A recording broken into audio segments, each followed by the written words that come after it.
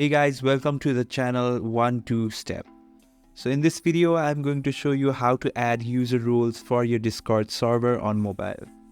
For that, you just have to open the Discord app and go to the server that you want. So I'd like to go in this one and click in the 3-line button.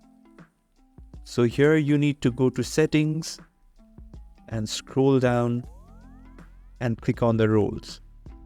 Right after that, here you see the create roles. Just click on this and write your role name.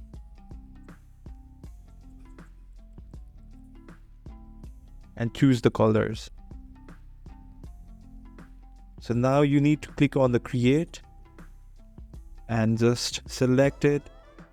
So here you can add members and give roles.